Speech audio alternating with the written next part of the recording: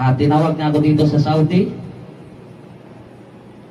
sa pamamagitan ni Brad Jason.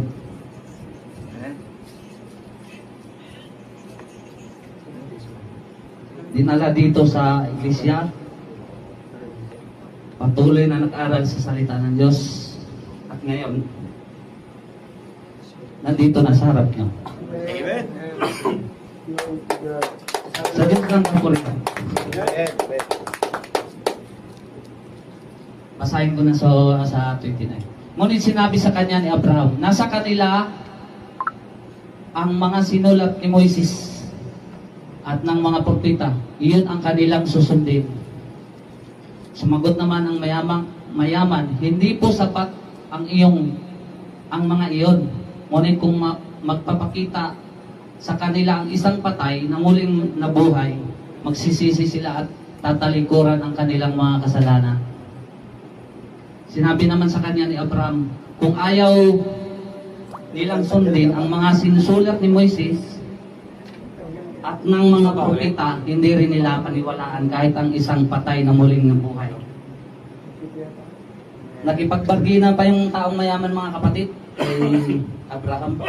Ipag-usap pa siya, inutusan pa niya si Abraham na buhayin siya, pababain sa baba para magpakita daw sa mga tao, para maniwala yung mga tao na may patay na buhay na may totoong langit.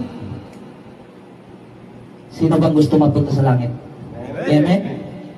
Wala namang gustong mapunta sa impyerno, di ba? Mainit doon. Sabi nga kanta ng bata, sa langit wala ang beer.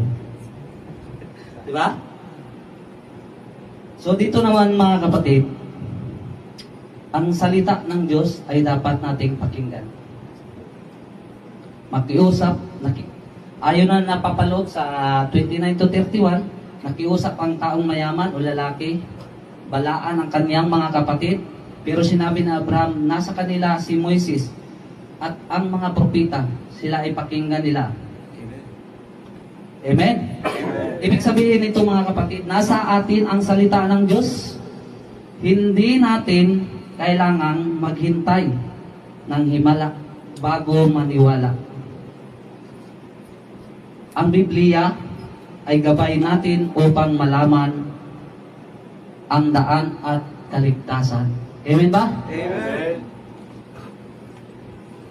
Conclusion tayo. Kala ko matagal.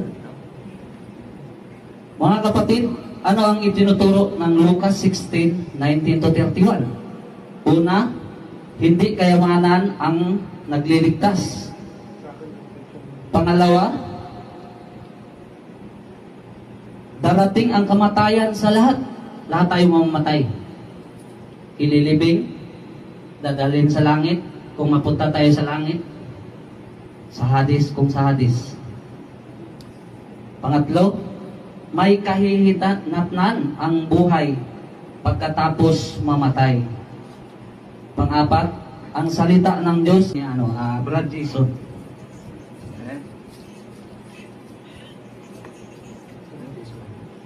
Dinala dito sa iglesia.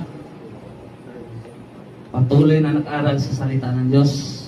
At ngayon, nandito na sa harap niyo. Amen. Sagit lang ang kulitan. Basahin ko na sa 29. Ngunit sinabi sa kanya ni Abraham, nasa kanila ang mga sinulat ni Moises at ng mga propeta. Iyon ang kanilang susundin. Sumagot naman ang mayaman, hindi po sapat ang mga iyon. Ngunit kung magpapakita sa kanila ang isang patay na muling nabuhay, magsisisi sila at tatalikuran ang kanilang mga kasalanan. Sinabi naman sa kanya ni Abraham, kung ayaw nilang sundin ang mga sinusulat ni Moises at ng mga propeta, hindi rin nila paniwalaan kahit ang isang patay na muling nabuhay. Nakipagbargina pa yung taong mayaman, mga kapatid, kay Abraham. Ipag-usap pa siya, inutusan pa niya si Abraham na buhayin siya, pababain sa baba para magpakita daw sa mga tao, para maniwala yung mga tao na may patay na buhay na may totoong langit. Sino bang gusto mapunta sa langit? Amen? Wala namang gustong mapunta sa impyerno, di ba? Mainit doon. Sabi nga kanta ng bata, sa langit wala ang beer. Di ba? So dito naman mga kapatid, ang salita ng Diyos ay dapat nating pakinggan. Makiusap, ayon na napapaloob sa 29 to 31, nakiusap ang taong mayaman o lalaki, balaan ang kaniyang mga kapatid, pero sinabi na Abraham, nasa kanila si Moises at ang mga propita, sila ay pakinggan nila. Amen? Ibig sabihin nito mga kapatid, nasa atin ang salita ng Diyos.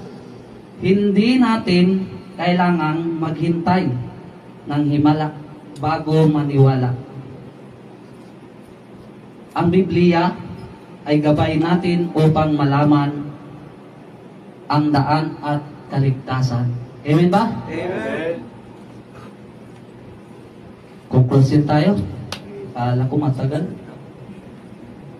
Mga kapatid, ano ang itinuturo ng Lucas 16:19 to 31? Una, hindi kayamanan ang nagliligtas. Pangalawa, darating ang kamatayan sa lahat. Lahat tayo mamamatay. Ililibing, dadalhin sa langit, kung mapunta tayo sa langit. Sa Hades, kung sa Hades. Pangatlo, may kahihinatnan ang buhay pagkatapos mamatay.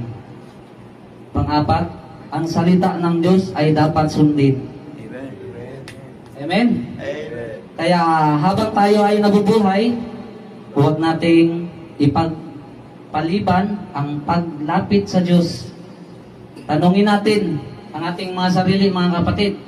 Kung tanungin tayo ng Panginoon Diyos, handa na ba tayo pupunta sa langit ngayon? Amen ba? Amen. Amen. So tayo mga kapatid. Dasal tayo. Lord God, salamat sa araw na ito, salamat sa oras na ito, Panginoon. Ikaw ay pumagitna sa aming bahay, ampunan, o sa sanktuaryong ito, Panginoon. Nag-aalab ang iyong banal na Espiritu Santo, Panginoon. Salamat sa wisdom and knowledge na binigay mo sa amin ngayong araw na ito. Salamat sa mga buting pastor, Panginoon. Salamat sa buhay nila. Salamat sa binigay mo ng buhay sa araw-araw sa amin, sa blessings. Ganon din sa mga kapatid na hindi nakadalo ngayon, nanonood sa True Online, Panginoon. Salamat sa pagbulay-bulay namin sa iyong mga salita sa araw na ito. Panginoon, naway ipamuhay namin ang iyong mga salita. Hindi lamang sa salita, Panginoon, kundi ipakita namin sa gawa. Ito'y aming pinapasalamatan sa ngalan ni Jesus, aming Ama. Amen. Amen.